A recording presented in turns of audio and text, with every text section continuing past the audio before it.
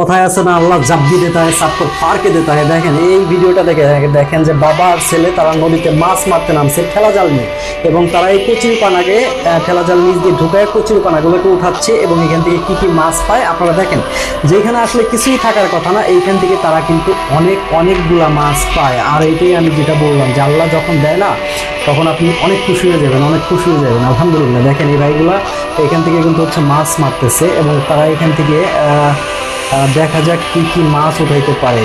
আর আসলে কষ্ট করলে সব কিছু পাওয়া যায়। দেখেন এই বাবার ছেলেটা কিন্তু তারা কষ্ট করে তারপর এখান থেকে মাছগুলাকে উঠাচ্ছে। তো এইখানে দেখেন যে তারা কিন্তু দেখা যায় কি সাপ বাইন কুচ্চা যা আছে অনেক কিছুই কিন্তু তারা পাইছে। সো তারা অনেকগুলা মাছের দেখেন কুচ্চা মাছ পাইছে, অনেকগুলা কুচ্চা মাছ তারা কিন্তু এক জায়গার থেকে উঠাইতে পারলো। ও আলহামদুলিল্লাহ, দেখেন কতগুলা মাছ। ও